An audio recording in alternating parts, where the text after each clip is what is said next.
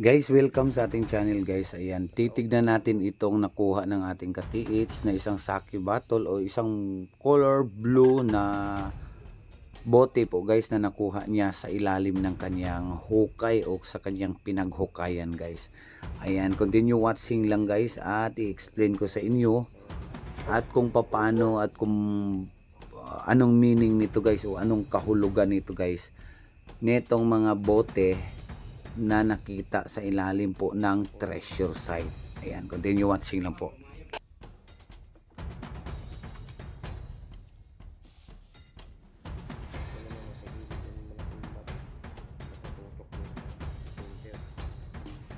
Ito naman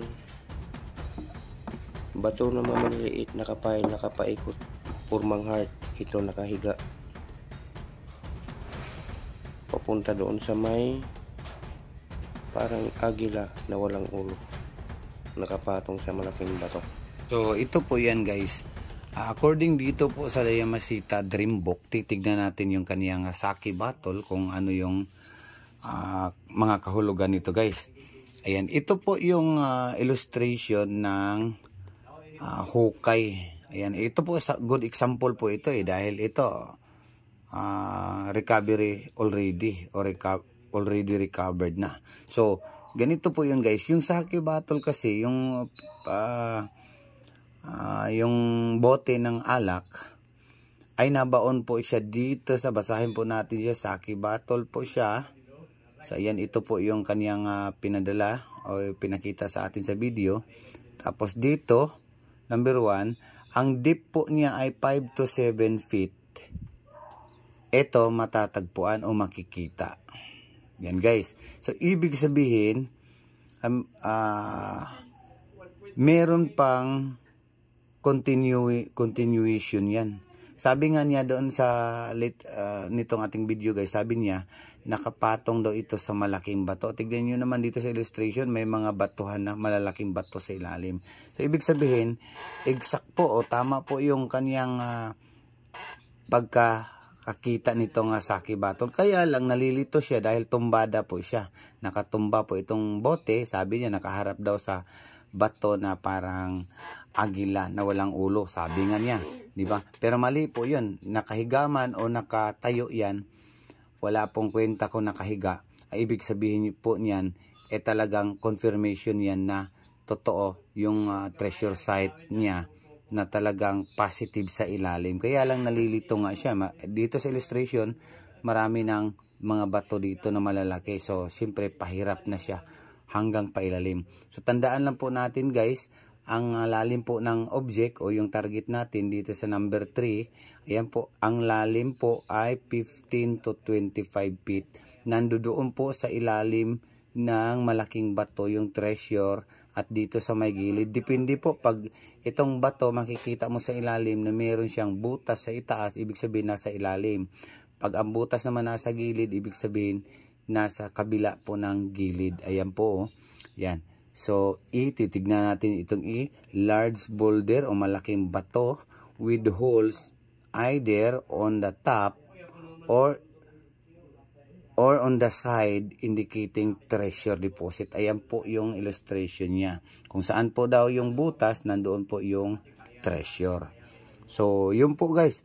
Ito po yung good example. Tapos may isi-share ako sa inyo guys about dito sa illustration. Bakit mayroong mga itong parang mga kidlat. So, ito kasi, babasahin lang natin dito. Surrounding area around the treasure site will be affected by the concentration of magnetized rock buried on the top of the treasure deposits. So, ibig sabihin, meron silang inilagay na magnetic stone. Ito nga po yun. Itong A, tignan natin. Blue and white ceramic plate. Yan nga. Tapos, meron pa tayong mababasa dito guys. Na, ayan sa C, small stone and magnetized iron. C, asan ba? Ayan, C, small stone, itong maliliit na sabi nga niya kanina, nakapabilog na nakapile na mga maliliit na bato. So, positive yung kanyang site guys. Kaya lang, hindi sila nag-continue pa ilalim. Diba?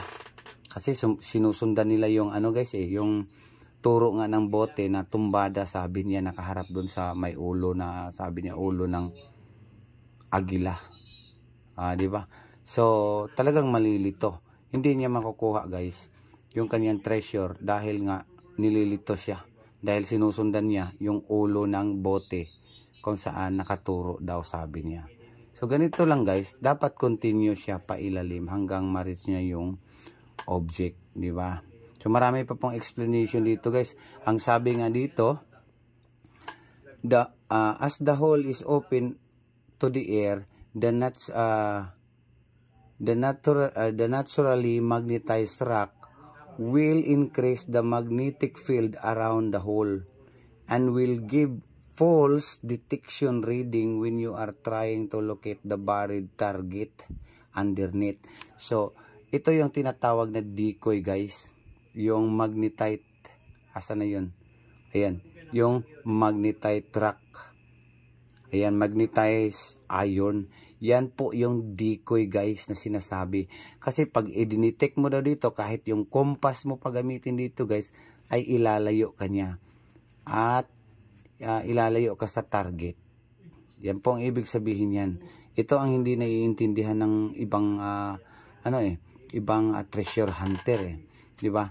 Sinasabi ng iba, sir, gumamit ako ng ganito locator, tapos nag-detect dyan, papunta dyan. Kahit nabalik ta rin natin dito ko sa kabila, babalik pa rin dyan.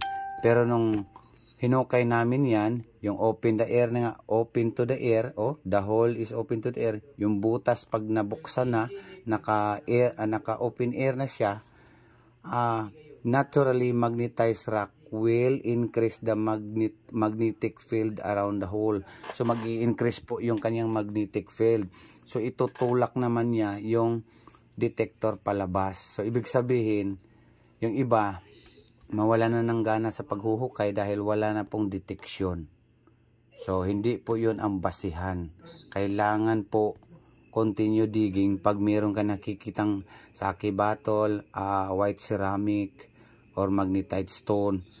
Basta yung mga palatandaan, hindi yung mga sign sa bato guys na mukhang nguso ng baboy, yung may mga arrowhead, hindi po yon, mali po yon. Kasi pag sinusundan mo yon, yung mga guhit-guhit na yon, kunan mo ng pattern niya, ika nga yung mga pattern na yon, ididikoy ka o ililihis ka dito sa treasure.